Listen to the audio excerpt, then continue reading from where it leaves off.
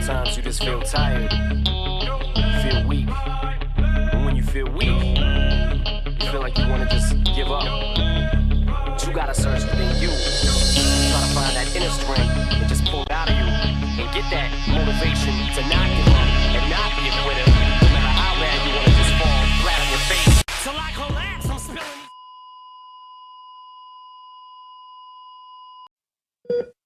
This is the Doc with SilverDoctors.com. We're pleased to welcome back our good friend Eric Sprott, the CEO of Sprott Asset Management, as well as the chairman of Sprott Money and Sprott Incorporated, and also the author of the monthly public financial newsletter, Markets at a Glance. Welcome back, Eric. Doc, good to be here again, and thank you for all the good work you do for the people in the silver investing community.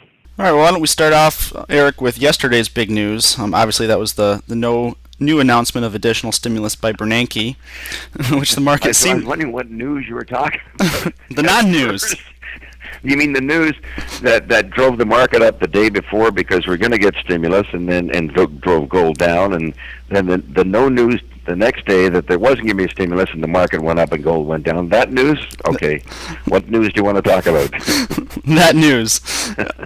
Well, you know, as most people know, there has to be a stimulus. And we're going to have this meeting of the EU people over the weekend. There's been some wonderful work done about the size of the bank runs in Europe, okay? And they're just monstrous in size, and I'm sure that the shortfall in the Spanish banking system is going to be very AIG-like, where, you know, one day AIG was 40, and the next day it was 60, and the next day it was 100, and, you know, 3 days later it was 185 billion, and who knows how much it really was. And I'm just sitting here. I said to someone, well, tell me how many mortgages they have outstanding. Well, I got $1 trillion of mortgages. I said, well, the whole will be about 400 billion now, okay?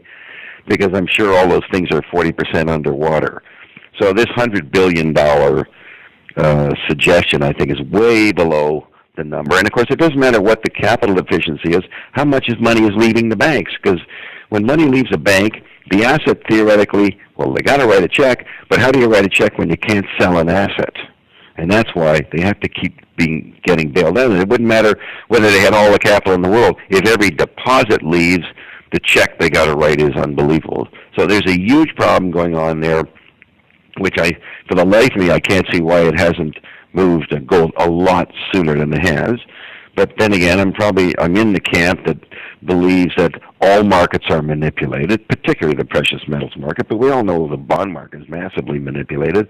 I suspect that the stock market, being sort of the headline thing that everyone looks at, has a very big hand of governments who realize they have this god-awful financial situation, and how can we make it look better? And if you can get the market to rally 288 points in a day, it looks like things are under control.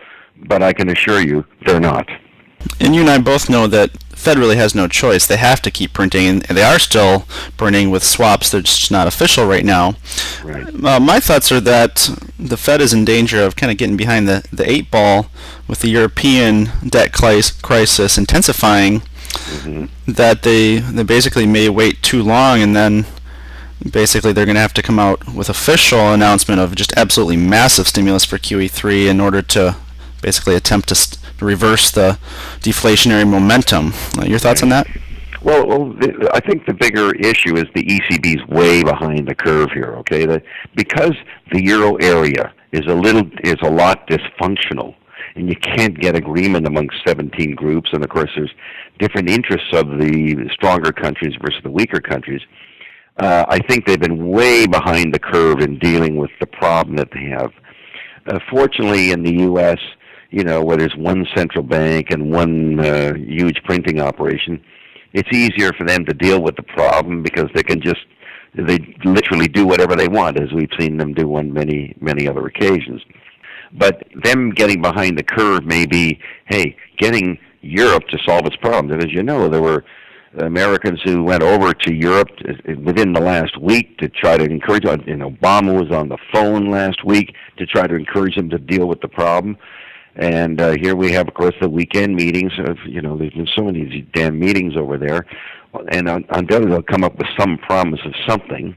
Whether or not it alleviates the ongoing bank run, we'll have to wait and see. But the problem is way bigger than central banks can deal with. It's way bigger than governments can deal with, because the whole banking community is massively larger than countries. And the countries just, of course, all of them have no excess funds anyway, because they're all running deficits. So it's very difficult for the countries to lean in there and bail them out when their own credit is under attack, which, of course, Spain just got downgraded by 3 notches by Fitch. So, what are they going to? They can't come up and say we're going to put $100 billion in their banks. Their bonds would probably go through 10% so fast you wouldn't know what happened. So it's a mess, and everybody's behind the curve. And I don't think they'll get in front of the curve, quite frankly. We've been extending and pretending, and we come up with program after program, and after the program ends, the markets always go down. And then we come up with another program, market goes up, and everyone's anticipating, well, we're going to have a stimulus program, the market's going to go up. But ultimately, there's no impact on the economy, because they keep bailing out the financial system, not the economy. And it's the economy that's languishing here. That's a good point. Yeah, with Spain being downgraded by Fitch, I think its yields are close to 7% now. I know the last time we spoke, Eric, we were discussing whether or not Greece would default in the beginning of the year. And now Greece obviously has defaulted, even though the ISDA called it a voluntary restructuring. The focus is on Spain now. Spain's debt to GDP is, I think it's estimated to hit 80% of this year, so it's kind of nearing its own Minsky moment. Do you think we're going to have a prolonged chain reaction throughout the rest of the southern Eurozone, like through Spain, Portugal, Italy, and then the crisis reaching France, UK, and the US, or at some point is this whole thing just going to snap? Yeah. Well, there's lots of countries that are worse off than Spain. Spain's probably not one of the two bad ones. Unfortunately, it happens to be in Europe, and it can't print their own money. I've written before that as far as I'm concerned, the U.S. is bankrupt. As far as I'm concerned, Japan's bankrupt. I'm sure England's bankrupt. They all have huge percentage of debts to GDP. They're all way past their Minsky moments. I don't think, and imagine if interest rates were normal, not abnormal. What would the cost of governments be of having a normal interest rate environment? So I think it's an untenable situation that is not going to be resolved in any normal kind of manner, just as the things we've done in the last 5 years, none have been normal. Whether it's quantitative easing, LTROs, unlimited swap lines, none of these things. Maybe we'll get some new bank guarantee over the weekend. These things aren't normal. We're dealing with an abnormal situation which is demanding abnormal responses which never accomplish anything. And again, I reiterate that the economy continues to weaken. And why does it weaken? Because the 99% are not making any headway. Their inflation is way beyond their income gains. If there is a global income gain, there probably isn't even a global income gain, because unemployment's going up in the world. And when your costs are going up and your income isn't, things get tough. And I rather suspect that the 1% is now starting to feel it. If you imagine you were living in Europe and you were one of the 1%, there's no way you're not being impacted today. And I would even say with the recent market sell-off in North America, that the 1% starting to feel it here. You see the activity in financial markets is down. The IPO game might effectively be shut. Like the 1% are going to start feeling it here, particularly the financial 1%. So there's no solution for the economy here. And if you don't have an economy, you shouldn't have a stock market. Why don't we kind of shift our focus back to the metals a little bit here? Sure. I don't know about you, but yesterday's action in gold and silver kind of felt like deja-vu to me back in the Leap Day back in February 28th. Yeah. Back in February 28th, silver had spiked over $1.50, had broken through its downtrend line that went all the way back to April 2011, and it was breaking out. And then the next day, LTRO too, and it was announced that on February 29th in the morning, and yet silver's then absolutely crushed as soon as Bernanke starts speaking. And since we had the same thing this week, Wednesday, silver was surging, seemed to be finally breaking out of its bottom consolidation. I think it was up 5% at one point on Wednesday, and then Bernanke comes out Thursday, talks to Congress, and gold and silver just absolutely smashed. It might be that the silver cartels has changed their MO. And, the MO used to be, and the beauty of this, that it used to be whenever the jobs number came out, they'd go to work, right? Which let them take a shot at the markets every once a month. Of course, the last jobs report backfired, and of course, because the jobs reports have been so poor.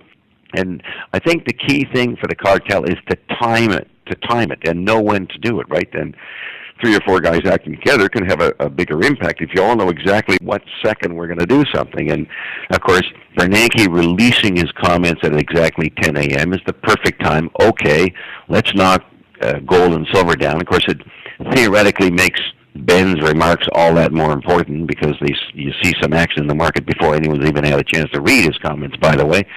But it sort of reinforces it. So I would not be surprised just to see that the MO's changed. Now we're going to do these things when there's when Bernanke speaks, or the Fed, maybe when the next Fed announcement comes out at whatever it is, 2:15 on June 20th. That's when they'll act. But they like to know that they have a common time when they can all go into shorting mode. So to me, there's been no reason for precious metals to be weak here. All the data is incredibly positive for precious metals. I focus on it's easier to analyze gold because the silver data is so poor that we get. But when you see China buying 100 tons of gold in April, Iran's buying, Turkey's buying, Kazakhstan announces they're going to go from 12 to 15% of reserves. All the data speaks to huge volumes of physical gold being consumed, and way beyond the ability of the miners to provide that gold, other things being equal, which always makes me think the central banks are continuing to lease and or supply the gold into the market somehow, normally through leasing, because then they don't have to admit that they've sold it because they've just leased it. And all the physical data says it's a buy. All the financial goings-on that you see suggest that gold's a buy, but for some odd reason, and of course to me the odd reason is the central planners of the world don't like the price of gold going up, and the central planners, unfortunately, to their demise, they think they know how to run the world, but they've proven in the last 5 years they don't, because they never solve a problem. So ultimately, gold and silver, of course silver being in such small physical supply, will be a massive beneficiary of all of a sudden people realize that, there's not as much gold around as people think. And, of course, the silver supply would disappear in a nanosecond because it's a very, very small amount of money. Right. Now, as far as changing their MO and the manipulation, I had an email exchange with Bart Chilton last week, who informed me that the CFTC's 4-year investigation on silver manipulation will be concluded in the next 2 to 3 months. Right. So I know you share our views that silver is manipulated on the futures markets. Do you expect anything will come out of this investigation, Eric, or really is it going to require free market forces to end them? That's a tough one. I mean, I think everyone's been a little surprised at the inefficacy of the SEC and the CFTC and all the regulatory people. I mean, John, you and I have been through this where, we see these smashes and nobody really investigates anything, and it's hard for me to see that they would come out with any stunning revelation. Most times that financial institutions have done something that was inappropriate, they always just pay some meager little fine, and were never admitting that there was having to admit that there was any guilt. They just pay the fine, and it just goes off into the sunset. So I would imagine that MO would stay the course here, and we're not going to get much out of it. Ted Butler wrote about that this week, suggesting that we're really not going to see anything. They probably found a way, maybe because J.P. Morgan finally got their book down to some size, which is below someone's guidelines. The CFTC can come out and say our current analysis of the market suggests that there aren't any over-leveraged short positions or something like that, and away we go. So I'm not keeping my fingers crossed. I think it's going to be up to the physical markets, both in gold and silver, to deal with the paper markets. I've always believed that. That's why I've never really cared much for the paper markets. That's why I spend all my time looking at the physical markets. And it's the physical market that's got to overcome the paper market. Well, why don't we talk a little bit about the physical market then? I'm not sure if you had a chance to look at it, but yesterday we published a graph demonstrating that U.S. Mint Silver Eagle sales have nearly overtaken the Gold Eagle sales for 2012. So this far, In terms of dollars? in terms of dollars, Yeah. in 2012, the U.S. Mint has currently to date sold $460 million worth of Silver Eagles and $470 million worth of Gold Eagles. Yeah. I mean, how long can the silver to gold ratio stay at 55 to 1 when the Silver Eagle sales are set to surpass the gold sales?